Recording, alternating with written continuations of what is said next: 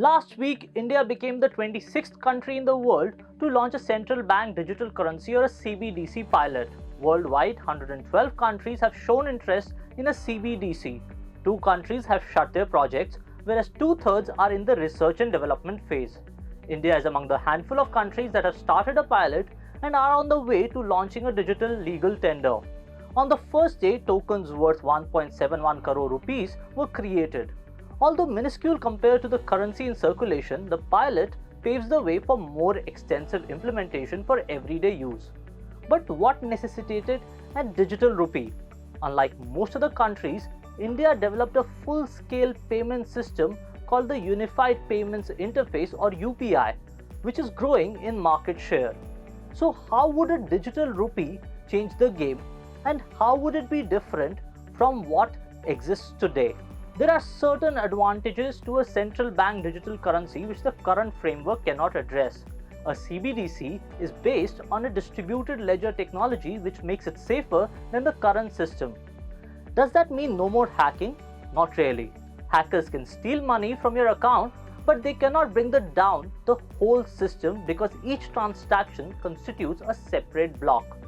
Moreover, at a time when Bitcoin and other digital systems were gaining strength, a CBDC puts RBI in the game with others. Even RBI Deputy Governor T. Ravishankar highlighted this at a recent event. For trade, CBDC has advantages as it brings down the cost of money transfers and promotes trade in local currency. But what can be the advantages for the consumers and banks? A CBDC works on a centralized system controlled by RBI with banks issuing wallets. Currently, 4 banks, State Bank of India, ICICI Bank, Yes Bank, and IDFC First Bank are issuing wallets to select customers in 4 cities, and the network will soon expand to 8 banks and 13 cities. Once they have the wallet, they can transfer money from their savings account to the wallet and send the money to users with other wallets. Ultimately, customers won't need a bank account to operate a wallet. The central bank would bear the entire cost. They can also transfer it back to the savings account to earn interest on it. But these advantages merely change the medium of exchange. What matters is the anonymity that CBDC promises. Unlike UPI, cash offers people the anonymity they desire. They can go to an ATM and withdraw cash. All the system knows is that they withdrew cash. It does not know how you utilize it, which is what the digital rupee promises. Let's go to our banking editor, Manojit Saha, to understand. When a bank transfers a digital cash to a CBDT wallet, that transaction is recorded in the CBS as it is similar to when a person withdraws money from the bank. When the transaction is made from one CBDT wallet to another, this leg of the transaction is not recorded in the bank's core banking solution and will remain anonymous.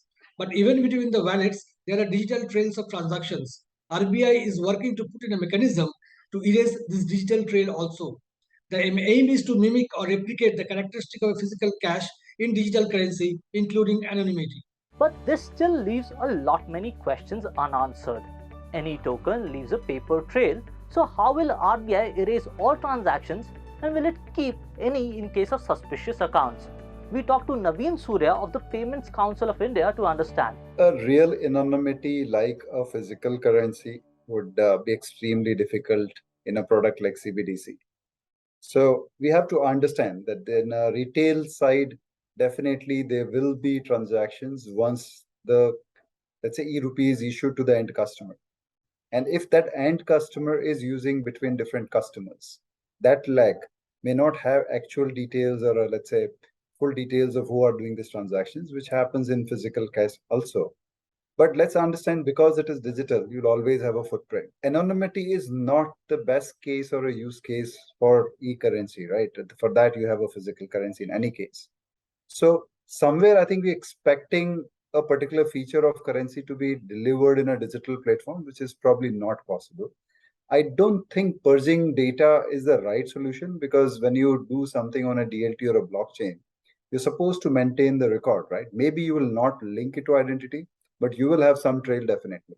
So I would say it's difficult to have 100% anonymity. You could have at the last leg some bit of anonymity. Can digital rupee replace cash altogether, or are we just looking at another UPI replacement?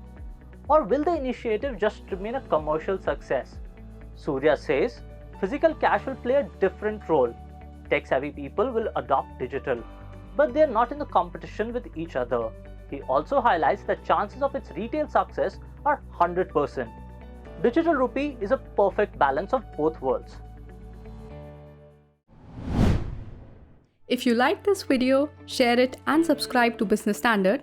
For more news, views and insights, log on to www.business-standard.com. Do also follow us on YouTube, Twitter, Facebook, Instagram, Telegram and LinkedIn.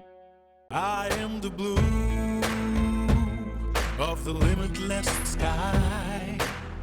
I am the inspiration that led success soar high. I will achieve, I will fly high. I am the I in SBI. I'm backed by the nation's trusted bank, SBI, the banker to every Indian.